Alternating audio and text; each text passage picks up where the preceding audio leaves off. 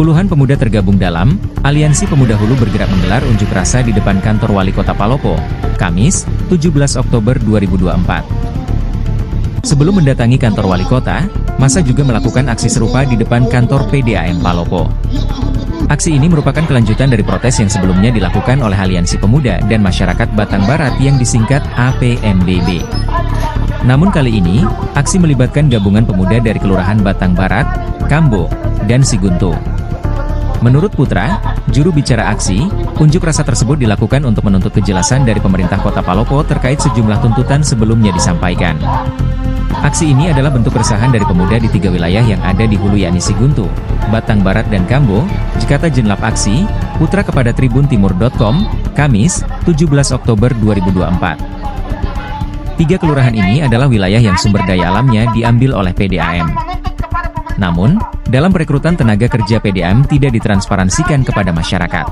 Kenapa dia membangun suatu kelurahan di dalam kawasan hutan konservasi yang secara aturan itu adalah pelanggaran? Kenapa membuat suatu kelurahan di dalam hutan konservasi? Ya, ini adalah bentuk daripada keresahan daripada 3 wilayah hulu ini. Aliansi Pemuda Hulu bergerak adalah Sigunto, Kambo dengan Batang Barat, yang kami rasa 3 wilayah ini adalah wilayah yang sumber daya alamnya itu diambil oleh PDAM untuk dijual ke masyarakat. Namun dalam perekrutan tenaga kerja itu tidak pernah ditransparansikan kepada kami masyarakat Hulu. Khususnya di Sigunto itu tidak pernah disosialisasikan seperti apa perekrutan tenaga kerja yang ada di PDAM.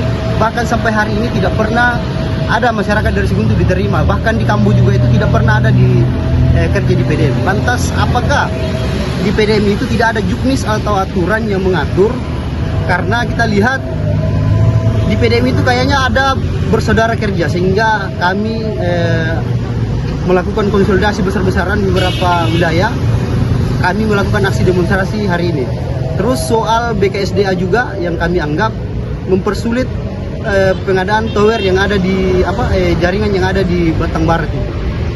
Tuntutan kami ada 5. Yang pertama itu adalah meminta transparansi perekrutan tenaga kerja ke PDAM Kota Palopo.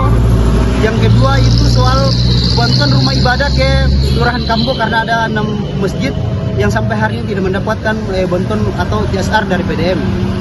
Yang berikutnya adalah copot dirut PDAM karena kami anggap tidak mampu menyelesaikan persoalan. Kami kemarin sudah melakukan langkah persuasi dengan Pak Dirut, tapi Pak Dirut dalam hal ini diwakili oleh Humas.